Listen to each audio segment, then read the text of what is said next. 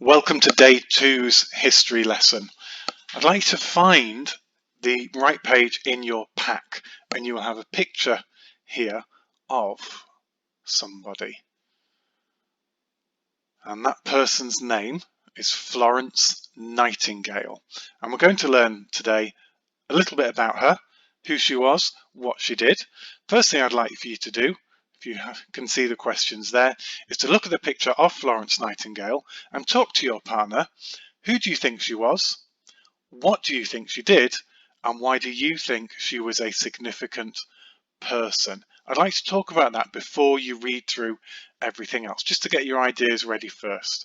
Talk about that and press play when you're ready to carry on. So, Florence Nightingale. Well, I've got some facts here that I will read to you. Again, you've got this in your packs. Maybe you'd already heard of her, maybe your helper knew a little bit about her that they were able to share with you. Let's read that now. Florence Nightingale facts. Florence was born on the 12th of May 1820, so that's 200 years ago, into a rich and upper-class British family. She was named Florence after the city in Italy where she was born, and that's down here on the map. Italy is a country that has the shape of a boot, and the United Kingdom, of course, is here. Florence worked hard to become a nurse, even though her family didn't want to. Her family were very wealthy. She didn't need to work as a nurse, but it was what she really wanted to do.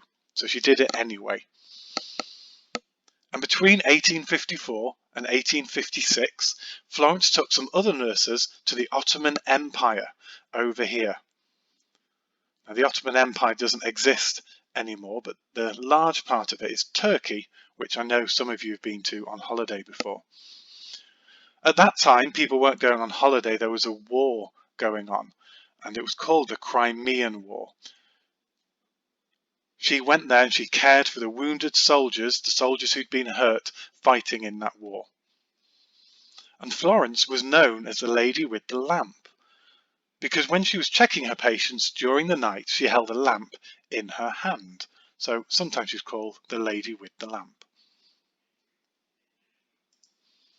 And this is a timeline of her life that I've also put into the pack. It starts here in 1800, 1820s when she was born, and then we move through her life going this way.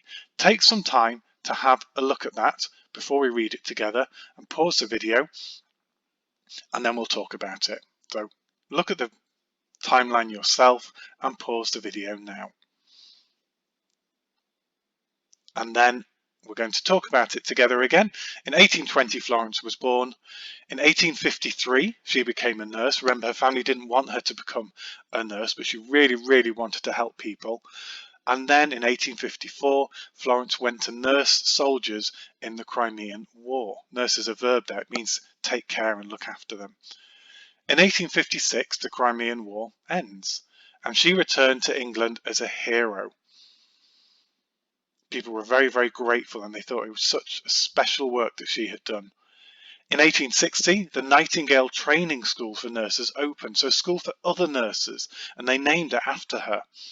And in 1883, Florence was awarded the Royal Red Cross by Queen Victoria. In 1896, Florence sadly became ill. In 1903, Florence received an Order of Merit, which was another very special medal for all the hard work she had done, helping the soldiers, looking after them. And unfortunately, in 1910, Florence died. So she had done a lot of things in her life. During the war, she improved nursing. She didn't just do nursing in the same way that other nurses had been. She actually tried to make things better. On this page, we're going to learn about how she improved it. Well, she established nursing as a respectable profession for women. It used to be maybe that women came from wealthy families, posh families, And nursing wasn't the sort of thing that they were allowed to do. They used to think, oh, can't do that, it's not fancy enough, not posh enough, or maybe they didn't want to have a job, they wanted to read, they wanted to get married, things like that. But after Florence did it, other ladies who maybe wouldn't have been nurses before thought, okay, I'd like to be a nurse, and Florence has done that. That means it's okay for me to do that as well. The school was named after her. That opened in London in 1860, and that was the first school that actually set up to train nurses to work in hospitals. And she campaigned, she fought to improve health standards, to make things better. She wrote over 200 books and pamphlets, leaflets on planning, and some of her ideas, some of the ideas in those books still are around today. And she also did lots of work on the health of the army and made changes that saved many lives. It's those changes that we're going to have a look at next for our work today. If you do need more time to read through that, just pause the video, have a read of it, maybe talk about it with the person with you, and when you're ready for the next page, just press play again. And this is a work that I would like for you to do today. Make sure you can find it in your pack, it's just on the next page.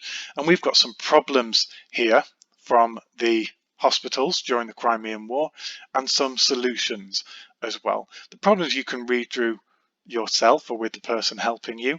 The solutions I would like to explain to you now. We've got a mop here, so that's obviously something to do with keeping things clean. I've got a jumper to represent clothes. We've got some supplies here. We've got some food and some soup.